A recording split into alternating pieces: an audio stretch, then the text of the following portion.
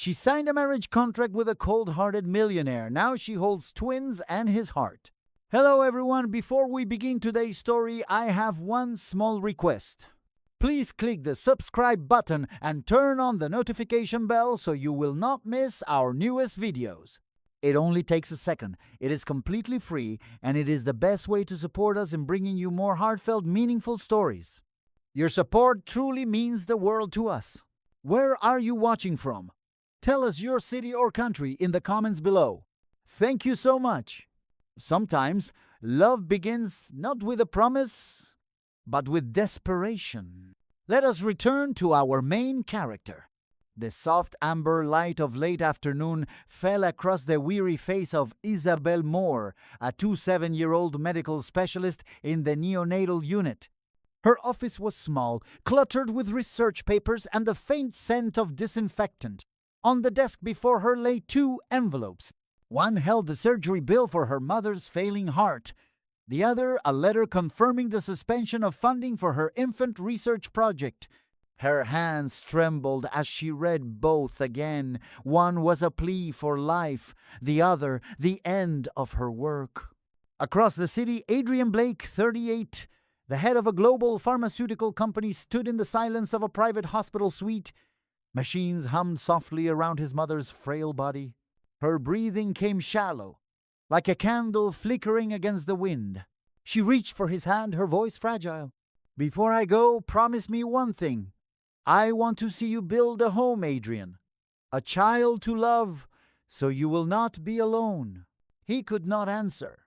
His throat tightened. For years, he had lived by logic, not emotion. Love was a liability he could not afford again. That night, under the sterile glow of hospital lights, fate crossed 2 lives.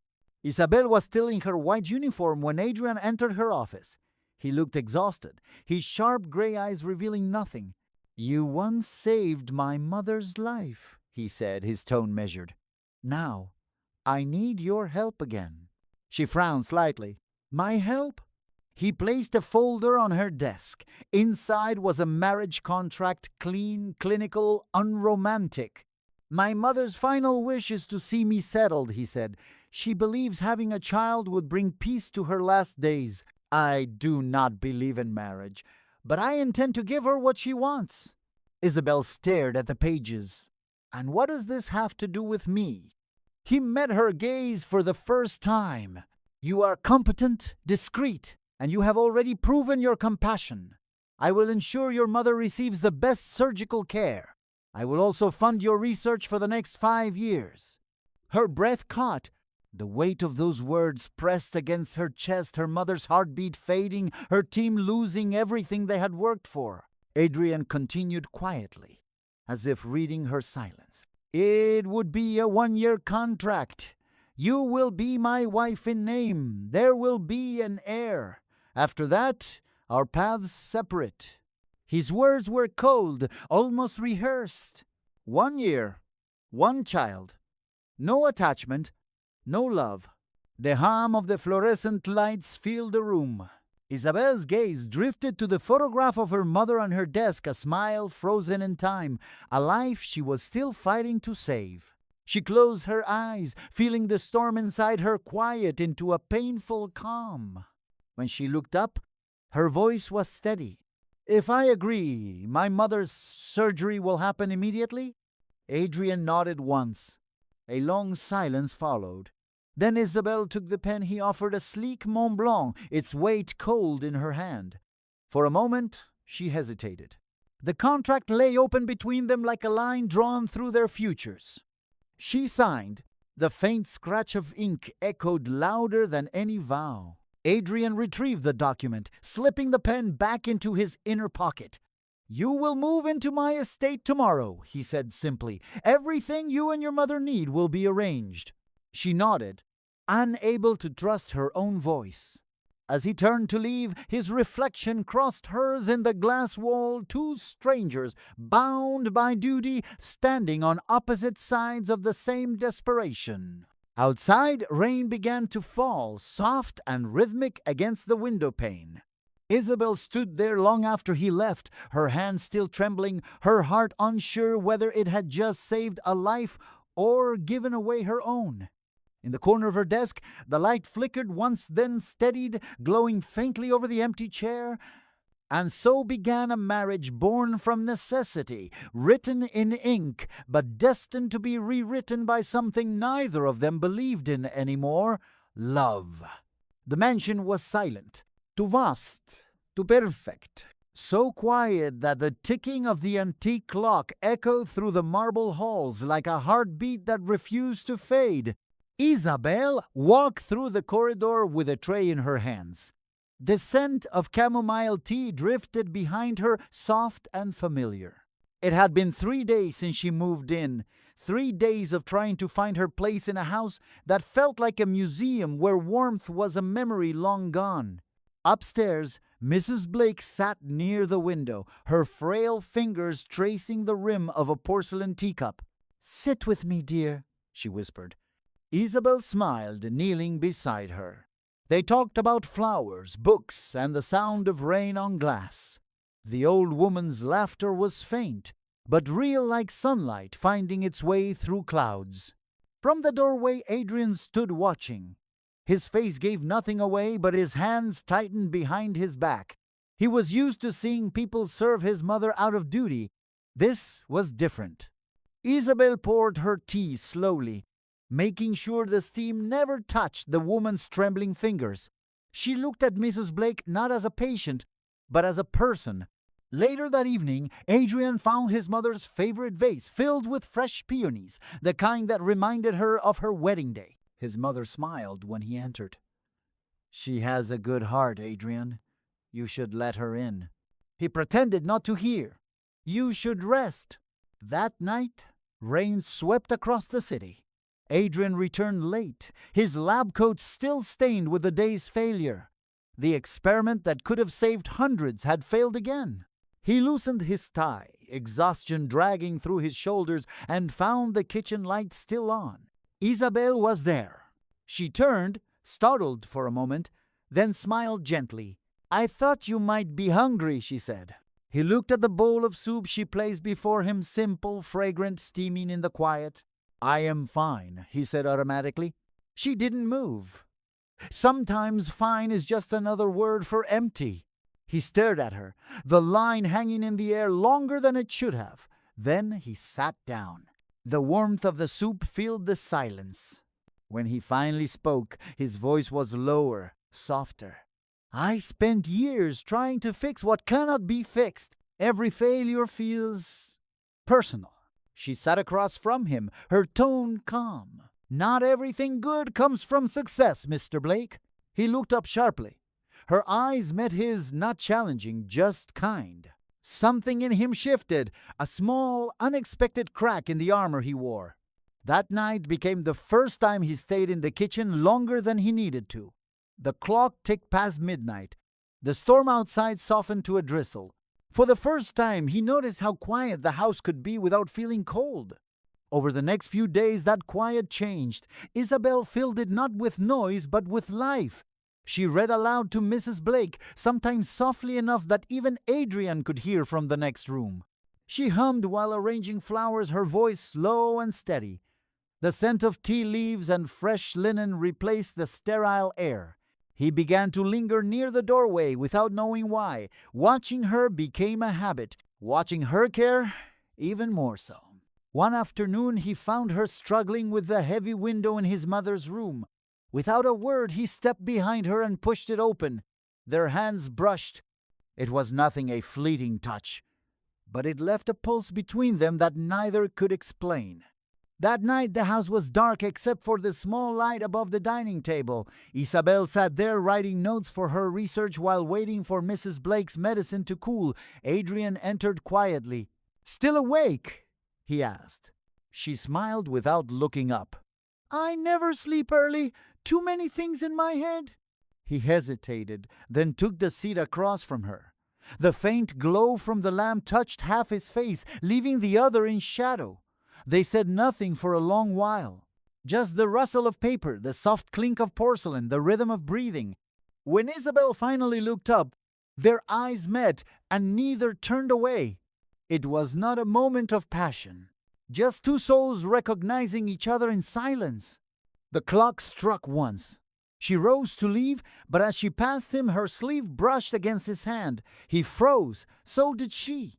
For a heartbeat, the air between them thickened alive, trembling. The reason for their marriage contract still had to be fulfilled. But whether the clause "no love" could truly be obeyed, only the lamp knew. When she walked away, only the scent of daisies and the faint echo of her words remained in his mind. Not everything good comes from success. That line followed him into sleep. And for the first time in years, Adrian Blake dreamed not of data, not of loss, but of warmth. Mrs. Blake passed away quietly at dawn, her hand still clutching the small rosary Isabelle had placed between her fingers. The morning sky was pale, wrapped in a quiet gray mist that clung to the trees like breath that refused to fade. The funeral was small, solemn, just family, and a few loyal staff who had served the Blakes for decades. Isabelle stood at the edge of the crowd, her black coat heavy on her shoulders, her hands folded in front of her. She watched Adrien kneel before his mother's portrait, the flowers trembling slightly in the cold wind. His eyes were fixed, but his body trembled as though every ounce of strength he had left was fighting the emptiness inside him. He didn't cry, not loudly. The tears came quietly, so quiet that only the candle beside him seemed to notice. When the guests began to leave, Isabelle remained. She took one hesitant step closer, her heart tightening at the sight of him alone among the fading roses and dying light. For the first time she saw not the cold, unyielding man who had drawn lines in contracts, but a son lost and broken in the simplest, most human way. He didn't turn when she spoke. "She was proud of you," Isabelle said softly. "She told me once that you were the best part of her life." His shoulders tensed. His voice came out rough. "She said that because she had to. That is what mothers do. They forgive you even when you don't deserve it." The wind stirred again, brushing past them with a faint scent of lilies. Isabelle took another step closer. "You deserve forgiveness, Adrien, and love. You gave her peace before she left." He turned his head slightly then, eyes red but dry. "Peace?" he repeated. "I gave her comfort built on lies. I couldn't even give her the one thing she asked for." Her voice was steady, gentle. "You gave her hope. Sometimes that is enough." Silence followed, deep and unbroken. Then, almost as if his strength gave out, he whispered, "I am not used to people staying when I have nothing left to give." She met his gaze, and in that moment the world outside the candlelight vanished. "I am not staying to receive anything," she said quietly. "I am staying so you will not be alone." He looked at her, then really looked. There was no calculation in her eyes, no pity, only calm resolve. The words lingered between them, soft and solid, a small bridge built from kindness. That night the house was draped in silence. The servants moved quietly, the air still carrying the faint scent of incense from the chapel. Adrien sat by the fireplace, the light flickering over his tired face. Isabelle entered with a tray of tea, her steps light. "You should sleep," she said. "I cannot," he replied. His eyes stayed on the flames. "Every time I close my eyes, I hear her voice." She set the tray down, then sat across from him. For a long while neither spoke. Only the sound of wood crackling filled the space between them. When he finally looked up, his voice was softer. "You remind me of her," he said. "The way you listen." Isabelle smiled faintly. "Then I hope that brings you peace, not pain." He didn't answer. Instead, he reached for the cup of tea she had poured. Their fingers brushed again, familiar and quiet. The candle between them flickered. His reflection shimmered in her eyes, tired, lost, but no longer unreachable. Hours passed without words. He spoke in fragments, stories of his childhood, of promises he never kept, of the fear of becoming the man his mother warned him not to be. She listened, not as a wife by contract, but as someone who simply cared. Outside, dawn crept in slowly, turning the windows pale gold. Adrien's voice faded. His hand, resting loosely on the table, found hers again. This time she didn't pull away.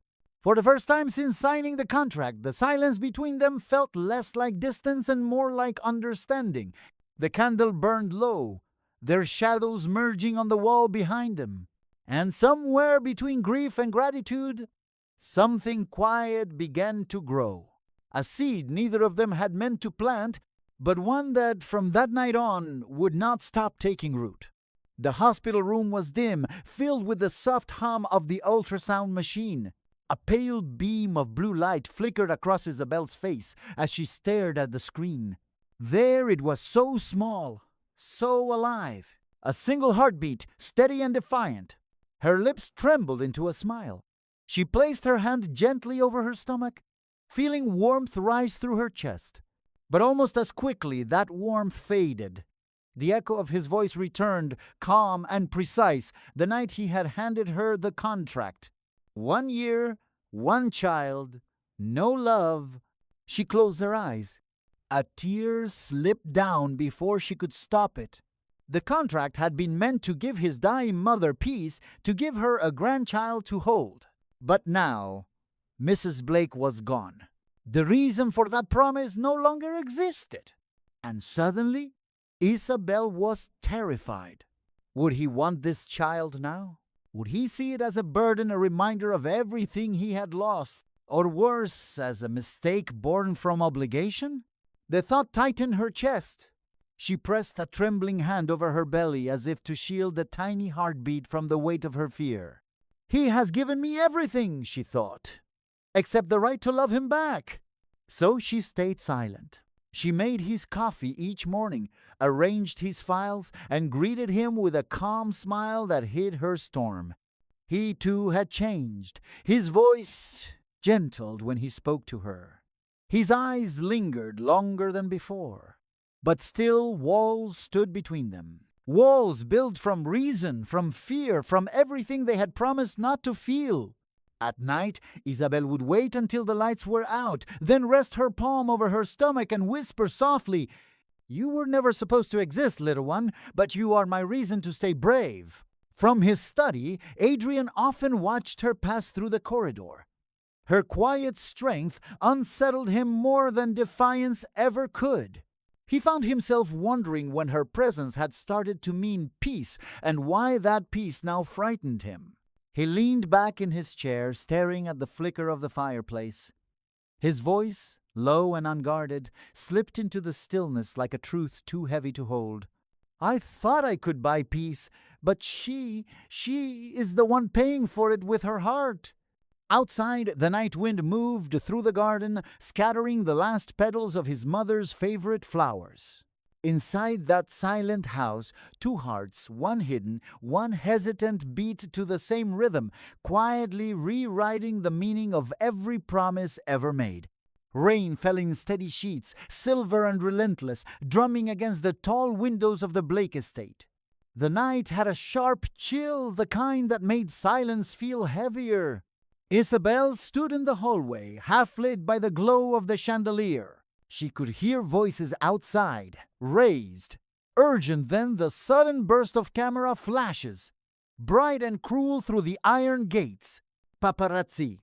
Her heart raced as she stepped closer to the door. A group of reporters shouted questions from beyond the fence, their umbrellas clashing in the storm. And above all their noise, one voice carried the headline that would shatter everything. Doctor's mistress signs contract to bear heir for billionaire Adrian Blake. She froze. Inside the study, Adrien stood by the window, jaw tight, phone pressed to his ear, the faint blue light of the screen reflected in his eyes. On it, Clara's face. His ex-wife smiling for the cameras, holding up a set of forged documents. Proof, she said in her interview, that their marriage was a transaction. He knew it was a lie. He knew Clara was trying to destroy him. But the more he fought back, the more chaos it would bring to Isabelle, to his company, to his mother's legacy. So he said nothing. When Isabelle entered the room, the first thing she saw was the expression on his face, hard, distant, the old mask back in place. "You saw it?" he asked quietly. She nodded. "Is it true? Did you know this would happen?" "No," he said. Then, after a pause, softer. "But silence is the only way to end it." She stared at him, disbelief tightening her chest. "Silence? When the world calls me a woman who sold herself?" He looked away, his voice measured but low. "If I speak, it will only feed them more. Let me handle it my way." Her eyes burned. "Your way means I disappear quietly, doesn't it?" He didn't answer. He couldn't. And that was enough. The storm outside grew louder, the thunder rolling through the walls like grief made sound. Isabelle turned, her heart breaking not from anger but from clarity. Later, in the dim bedroom, she packed her suitcase. The house felt too large, too empty. On the nightstand, the wedding ring caught the faint light from the storm, shining one last time. She took a deep breath and placed it on the table beside the contract they once signed. The metallic sound was soft, but it pierced the silence like thunder. She wrote a single line on a torn sheet of paper. "I cannot live in a home where trust no longer exists." Then she folded it neatly, left it beside the ring, and walked into the rain. Outside, flashes lit her figure as she crossed the gate, her coat darkened with water, her face pale but steady. In the study, Adrien stood motionless. He found the letter minutes later. The ring gleamed beside it, cold and still. The rain fell harder, and for the first time since his mother's death, Adrian Blake felt what it truly meant to lose something he never knew how to keep. The house was silent, too silent. The kind of silence that swallowed time itself. The storm had passed, leaving only the smell of rain on stone. Adrian Blake sat at the long dining table where mornings once carried her quiet voice and the clink of porcelain. Now, only one thing remained: the teacup she had last used. A faint print of her lips curved along the rim, a small trace of warmth on something now cold. He reached out, but stopped short of touching it, afraid that even the memory might fade if he did. Across from him, the empty chair seemed to breathe. He leaned back, staring at the ceiling where light from the old chandelier wavered. His mind replayed her last night here, the sound of rain on the window, the echo of the front door closing. Every moment since felt like punishment he had earned. Hours turned into days. He stopped answering calls, stopped sleeping. When he finally entered her room, everything was exactly as she had left it: the soft scent of her perfume, a folded scarf, a notebook on the desk. He opened it.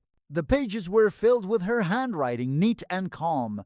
Notes about patience, sketches of herbs, quiet reminders to herself to be kind even when tired.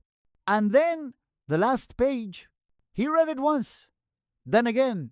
Her final line was written in softer ink, the pen stroke lighter, as though she hesitated before finishing. "If one day you understand what love truly means, perhaps then I will still remember you." No mention of the child. No goodbye. Just that single truth left behind for him to face. Adrien closed the notebook slowly. The sound of paper meeting paper felt heavier than it should have. His eyes drifted toward the framed photo on the desk, the one taken for their marriage certificate. They had stood apart then, strangers pretending to belong in the same frame. Yet now, that distance in the picture felt like the truest mirror of their story. He sat there for a long time, the lamplight flickering against the glass, reflecting two blurred figures, him and the ghost of a woman who had taught him more about love by leaving than by staying. His chest tightened, his throat burned. He tried to swallow the ache, but it rose anyway, slow, raw, unstoppable. A single tear slid down, tracing a line he did not wipe away, then another followed, and another. Until finally the wall broke. The sound that escaped him was small, almost a whisper, but it filled the empty house like thunder. He pressed a hand over his face, breath trembling. For years he had mastered silence, controlled every emotion, every reaction, every weakness. But now he couldn't control this. His voice cracked, quiet, hoarse. "I lost her, not because of the contract, but because I lived by it." The sentence echoed hollow and cruel. as if the house itself repeated it back to him. He lowered his head, the lamplight dimming around him. Outside, the rain began again, soft this time, like forgiveness refusing to fall. The teacup still sat there, untouched, the faint mark of her lips refusing to fade. And somewhere within that silence, Adrian Blake realized that love had never been a line in a contract. It had been the space between the words, and he had let it slip away. It had been 6 long months since she left, and every day without her had felt like a lifetime undone.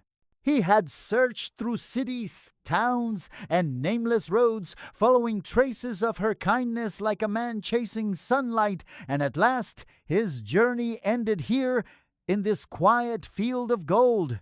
The afternoon sun poured across the fields, soft and golden, like a memory that refused to fade. Dust rose gently under the tires as Adrian Blake's car came to a stop at the edge of the country road. For a long time he just sat there, his fingers wrapped around the Mont Blanc pen that had sealed the contract that once bound 2 strangers together. The same pen that now felt unbearably heavy in his hand because it had written everything wrong. He stepped out. The wind was warm, carrying the faint scent of wildflowers and autumn leaves. Somewhere nearby he heard laughter light, fleeting, and for a heartbeat he thought he imagined it. Then he saw her. Isabelle? She stood in the middle of the meadow, surrounded by flowers bending gently in the breeze. Her hair caught the sunlight, glowing like honey. Her hands rested lightly on her rounded belly, as if holding the world itself. For a moment he could not breathe. Every mile he had driven, every sleepless night, every silent apology, all of it led to this single instant. The realization struck him like light through glass. She was carrying his child. Their child. Something in him broke and healed all at once. He took a step forward, his voice barely more than air. Isabelle, she turned. Their eyes met, and for a second the world around them stilled. Her gaze held no anger, only quiet strength, the kind he had fallen in love with before he even knew what love meant. He walked closer, his shoes pressing softly into the grass. His words trembled as they left him. "I have been everywhere," he said, his voice raw, "just trying to find a reason to live again." The wind carried his confession away, but she heard it. Her eyes glistened. "And did you find it?" He smiled, a fragile, uneven smile that didn't quite reach his eyes. "I think I just did." Silence stretched between them, filled with the rhythm of the wind and the distant hum of life. He wanted to reach for her, but fear kept him still. She had built peace in his absence, a peace he was afraid to disturb. Finally she spoke, her voice soft but steady. "Adrien, I do not know what this is anymore. Maybe it is love. Maybe it is just the guilt of losing too much." He shook his head. "It is not guilt." "Then what is it?" she asked. He looked at her belly, then back at her. "It is everything I should have said before you walked away." Her breath caught. The way he looked at her, open, unguarded, human, made the tears she had fought for months finally fall. "I need time," she whispered, "to know if this is love or just regret." He nodded, accepting what his heart already knew, that love could not be demanded, only waited for. "I will wait," he said quietly, "for as long as it takes." The wind rose again, carrying the scent of flowers through the air. Isabelle turned her face toward the sun, her hand tracing slow circles over her stomach. The light caught the tears on her cheeks, turning them into tiny shards of gold. Behind her the fields shimmered, wild and endless, and for the first time in a long while Adrien felt something close to peace. He looked down at the Mont Blanc pen in his hand, the one that had once symbolized power and control. He smiled faintly, then slipped it into his pocket. It no longer felt like a contract. It felt like a promise. As the wind rippled through the flowers, the world seemed to breathe again, soft, alive, forgiving. The sunlight shifted, landing on both of them, blurring the space between loss and hope. And somewhere in that golden distance, 2 hearts that had once broken each other began to find their way home. The press hall blazed with light. Camera flashes burst like a storm, questions collided in the air, and voices rose above one another in a frenzy of speculation. Adrian Blake stood in the center of the stage composed, but the stillness around him trembled like glass about to break. It had been weeks since he returned to the city, but this was the moment he had been moving toward the reckoning. A reporter's voice pierced through the noise. "Mr. Blake, do you admit the rumors about a contract marriage are true?" He lifted his gaze. Calm. Direct. "Yes," he said, his voice low and steady. "It is true." A ripple of gasps spread through the crowd. Before anyone could seize the moment, he continued, his tone deep with something human, something raw. "But the story you heard is not the truth. She never used me. I am the one who used the contract to hide from my own feelings. I am the coward who tried to buy peace instead of earning love." The chaos hushed. Even the shutters of the camera seemed to slow. Behind him, the LED screen flickered to life. The logo Hope for Hearts Foundation appeared, its soft gold heart shimmering against white. It was the charity Isabelle had dreamed of, the one she had built from compassion, now a living symbol of everything he had once failed to understand. "This foundation," he said quietly, glancing back at the glowing emblem, "exists because of her.